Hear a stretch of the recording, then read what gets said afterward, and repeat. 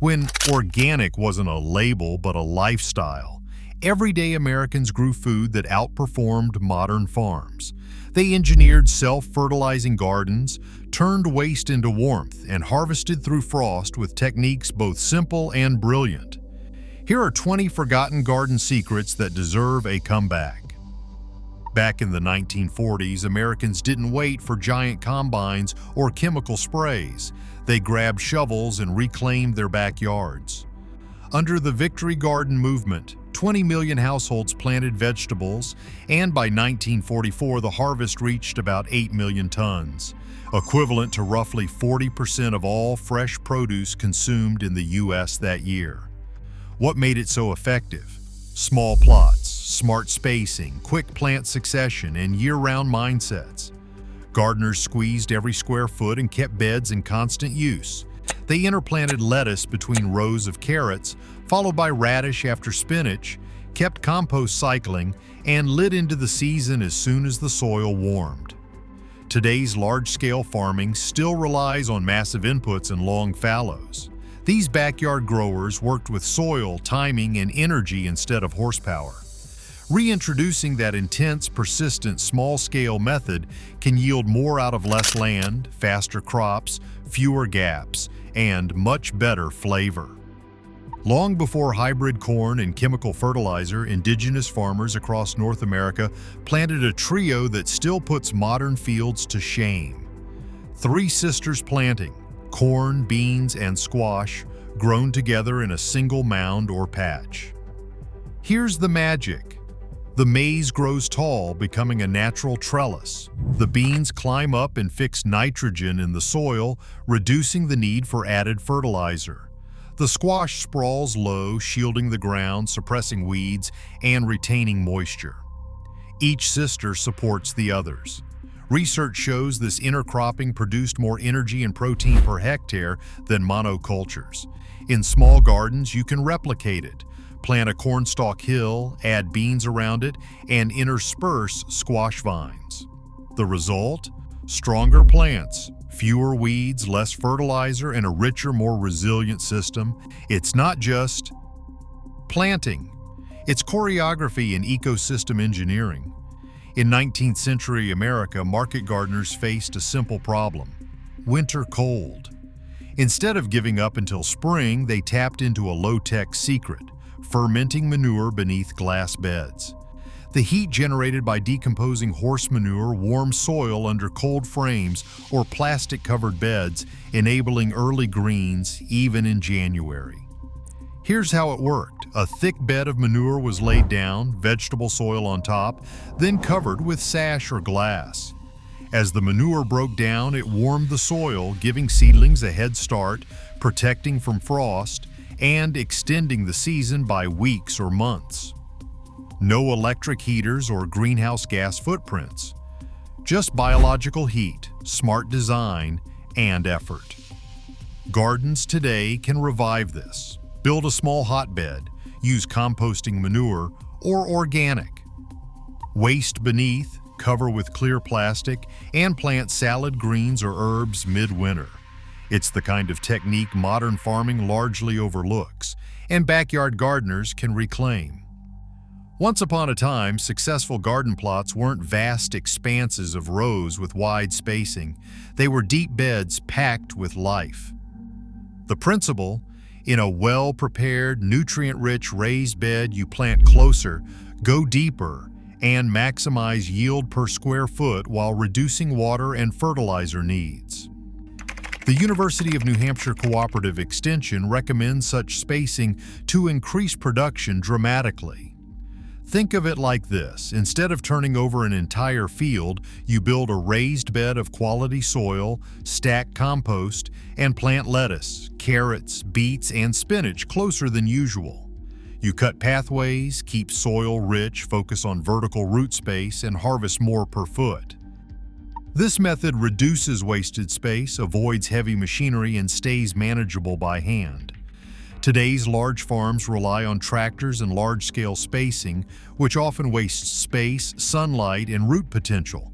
Backyard gardeners, by going deep instead of wide, can outproduce expectations. The secret lies in bed design, soil richness, and plant-neighbor relations, not in size. Everyone knows mulch suppresses weeds, but a generation ago, gardeners used deep, continuous layers of straw or leaf mulch as a primary strategy. Inspired by techniques from gardeners like Ruth Stout, the idea was to never dig again. Lay thick organic mulch on top of beds, let soil biology do the work, and skip disking, heavy watering, and frequent weeding. The South Dakota State University Extension researched how permanent leaf and straw mulch conserves moisture and prevents erosion. Here's what happens. The mulch shades the soil, slows evaporation, keeps temperature steady, blocks light to weeds, and gradually breaks down to improve structure. Over time, your soil becomes spongy, rich in humus, and more resilient. You reduce watering, stop uprooting weeds, and keep plants happier. Modern farming often uses bare soil, herbicides, and frequent irrigation. Backyard gardens that adopt deep organic mulch reclaim that natural regenerative system. Less work, richer soil, fewer inputs, and a legacy of garden wisdom that still works. Long before synthetic windbreaks and frigid winters uprooted fields overnight, American gardeners and small farmers planted living fences, rows of trees and shrubs that did far more than just mark property lines. These hedgerows acted as natural shields, reducing wind erosion, moderating microclimates, and attracting beneficial insects, and even improving soil fertility over time. Modern studies show that soils under hedgerows accumulate significantly more organic carbon and retain more moisture than adjacent open fields, helping crop yields in unexpected ways. Imagine the edges of your garden not as leftover plots, but as thriving buffer zones. Elderberries, hawthorns, native shrubs, and grasses planted in a strip that slows wind, draws pollinators, feeds the soil, and turns what was once wasted margin into productive edge. This is no luxury fringe, it's an old-school production technique that beats monocrop open field vulnerability with biodiversity and clever design.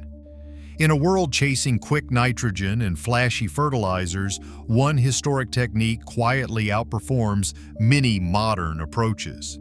Making compost from fallen leaves, also known as leaf mold, and using it as the foundational soil amendment. Unlike regular compost, which relies heavily on nitrogen, leaf mold is produced slowly, fungal-led, and results in a humus so sponge-like it can hold 300 to 500% of its own weight in water. That means in periods of drought or heat, plants anchored in soil with abundant leaf mold are drinking from a built-in reservoir. Beyond moisture, it improves soil structure, enhances microbial life, buffers nutrients, and gives plants resilience. Early American gardeners gathered leaves, piled them, waited, and created the black gold that many modern farms still overlook. When you're working with real gardens, not mega-acre farms, you learn quickly. Water is everything. Before high-pressure irrigation systems, backyard growers built cisterns, barrels, or simple catchments to collect rainwater and divert it to beds. This wasn't just frugality, it was savvy. Harvested rainwater reduces reliance on municipal. Reintroducing this into a small-scale plot means fewer water bills, better hydration cycles for plants, and a form of built-in resilience that big farms often lack, unless they invest heavily. In places where irrigation wasn't an option, clever gardeners and farmers selected crops and varieties that could thrive on stored soil moisture alone. And not just survive, but produce intensely flavorful vegetables. Called dry farming, this method involves choosing tolerant species like certain tomatoes, squash, or potatoes, spacing them more widely to reduce competition, and building soil with high organic matter so that when rains fell, they soaked in and stuck around. The payoff? Crops with deeper root systems, concentrated sugars and flavors, and systems less dependent on pumps, pipes, and external inputs. Families in arid regions once counted on this for self-reliance. Today's backyard growers can reclaim it for flavor and efficiency.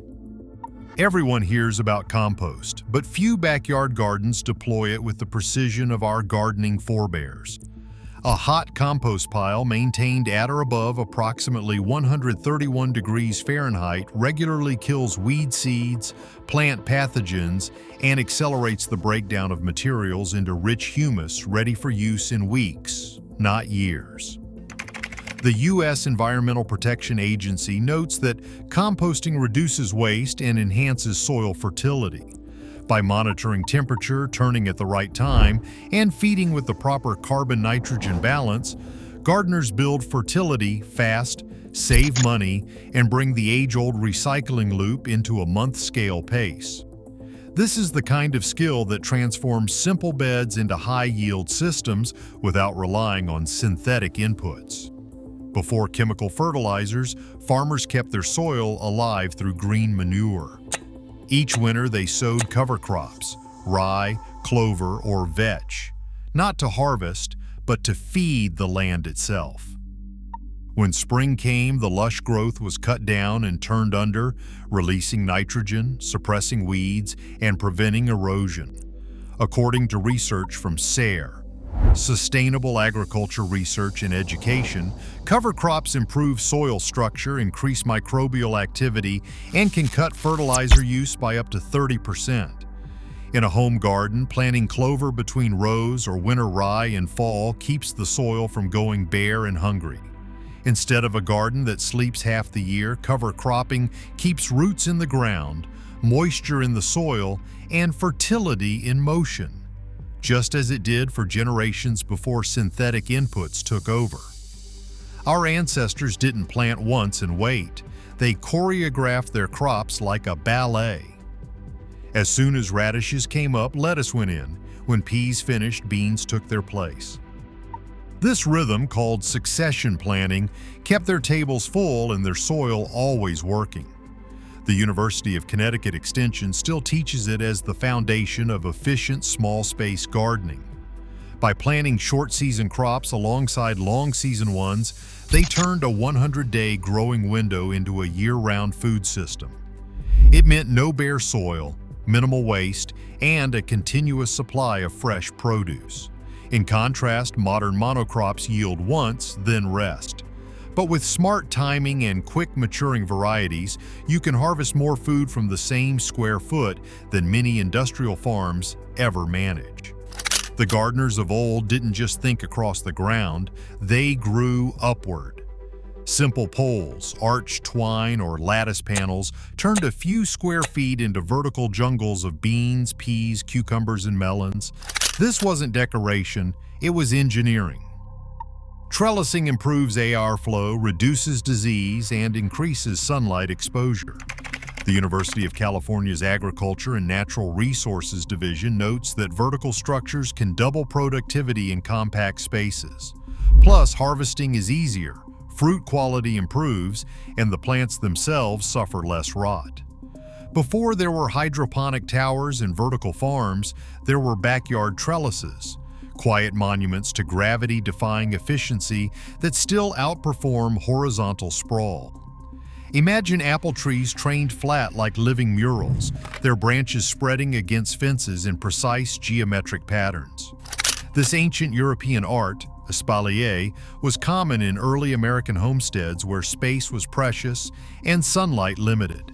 It wasn't just beautiful, it increased fruit production by exposing every leaf to light and warmth while keeping trees compact and easy to harvest. Modern orchardists rediscovered its efficiency for urban lots, but our great-grandparents already knew its power. With a few stakes, wires, and patience, you can grow full fruit yields in the footprint of a garden bed. In tight backyards or along sunny walls, espalier turns boundaries into orchards, a forgotten elegance that beats sprawling modern trees for efficiency and form. When gardeners in the mid-20th century discovered lightweight fabrics that could float above crops, they stumbled upon a game changer. These translucent barriers let in light and water but blocked frost and insects. Universities like Maryland Extension still list row covers among the most effective organic pest controls, reducing pesticide need by up to 90% while adding a few degrees of warmth. For small growers, the result was dramatic. Early germination, fewer pest losses, and consistent yields without chemicals. Unlike heavy plastic, the breathable material made microclimates where lettuces thrived in chill and squash shrugged off beetles. What began as a simple trick for frost protection became one of the most efficient natural shields a gardener can use. Before refrigeration, American families relied on underground genius. The root cellar, a cool, humid chamber dug into earth or stone, preserved carrots, potatoes, apples, and cabbages for months. Missouri Extension still teaches modern versions of this centuries-old technology, citing stable temperatures between 32 degrees Fahrenheit and 40 degrees Fahrenheit with 85 to 95% humidity as ideal. A well-designed cellar transformed short harvests into year-round nutrition. Stored crops slowly sweetened, flavor deepened, and waste nearly vanished. Modern refrigerators imitate what the Earth once did naturally: steady climate, darkness, and breathability. Recreating a small root cellar or buried cooler in a garden isn't just nostalgia, it's resilience, energy efficiency, and a direct link to how families once thrived without power bills. Our ancestors didn't have digital probes or lab kits, but they understood one rule modern gardeners often forget: you can't fix what you don't measure. Today, soil testing programs like those at North Carolina State University continue that wisdom scientifically. A simple test reveals pH, organic matter, and nutrient levels, preventing costly over-fertilizing and runoff. Early American gardeners read their soil by texture, crop color, and earthworm count. They added lime or compost only when nature told them. That empirical intuition built healthy ground instead of burning it out. Testing before feeding your soil keeps you in harmony with it, the oldest, smartest sustainability hack there is. Before global seed catalogs, every farmer was a breeder. Families saved seeds from their healthiest, most flavorful plants, creating varieties uniquely suited to their soil, weather, and taste. Over generations, these seeds adapted, producing resilient crops that modern hybrids can't match. Organizations like Seed Savers Exchange still champion this tradition for biodiversity and climate adaptation. Saving seed isn't just thrift, it's power. Each year you grow, select, and replant, your plants learn your land. They toughen to local pests, temperature swings, and rainfall. In a world dominated by patented genetics, seed saving revives independence and reconnects you to the evolutionary partnership between gardener and garden. When bees are scarce or weather turns cold, even the best plants can fail to fruit.